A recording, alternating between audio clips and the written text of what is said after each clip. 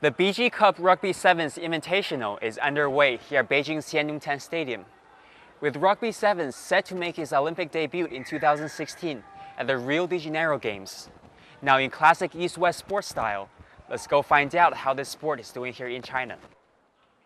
It wasn't until 1990 when rugby finally made its way to China. But since, the sport has gotten off to a good start. In 1991, there were only 30 registered rugby players. Today, there are more than 3,000. At this year's tournament, 7 men's teams and 7 women's teams from different regions of China came to compete. Rugby Sevens differs from its 15-a-side version in that only 7 players per team are on the field at a time, and each game lasts only 15 minutes instead of the standard 90. Being played at a faster pace with more scoring, Rugby Sevens is also a lot easier for the fans to understand and get into the sport. In 2009, the International Olympic Committee announced that Rugby Sevens would join the Olympic family in 2016. Because of its inclusion in the Olympics, the sport has received more funding and attention from the government. As a result, 13 out of the 33 provinces in China now have provincial teams.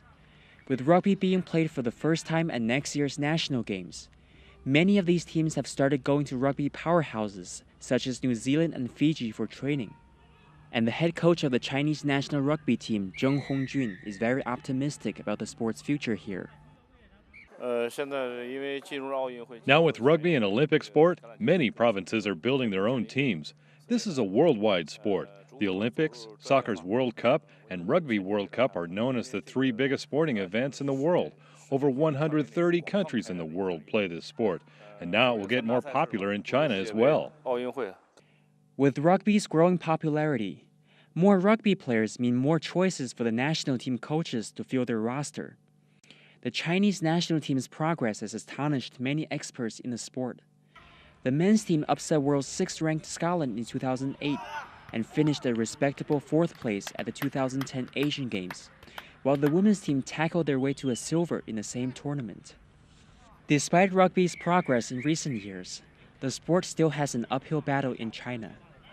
Most Chinese players were track and field athletes before switching to rugby. It's hard to develop a rugby player at a later age because the flexibility and structure of their body has already been shaped. The late starts for these players and the lack of systematic training also limit their skill level and tactical experience. For the sport to truly go mainstream, it has to start at a grassroots level. However, with the one-child policy in place, children's safety is parents' #1 concern, and rugby certainly may not be the most safety-friendly sport out there. At the moment, there isn't a domestic rugby league in the country. Teams at the provincial level only have 2 tournaments to play each year, the National Rugby Sevens and the National Championships. However, a domestic league is in the works right now and is looking to launch as early as October. Also, an increasing number of sponsor-funded tournaments are being held throughout the country, thus providing these rugby players with more opportunities to play. Sponsor-funded tournaments are great opportunities for players to get some valuable play time. These tournaments are popping up in more and more provinces, and this is definitely a good sign for the sport. With the sport's inclusion in the Olympics, rugby is certainly on the rise in China. The sport also has its unique draws that will attract a new generation of rugby players. This sport requires a well-rounded skill set, from the handling skills of a basketball player to the footwork of a soccer player to the assertiveness of a wrestler. Rugby also requires a lot of teamwork and strategy. A lot of people think soccer and basketball are boring after watching rugby. Despite its late start, rugby's future looks bright in China. Reporting for East-West Sports on BON, I'm Howard Penn.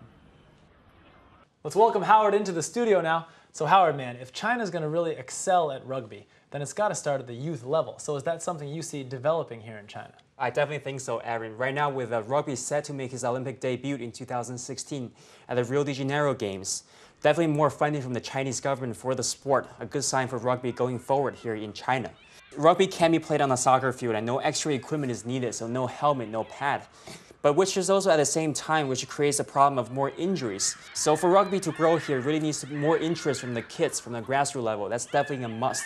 So Aaron, right now rugby has a lot catching up to do before they can compete with soccer or basketball for popularity here in China.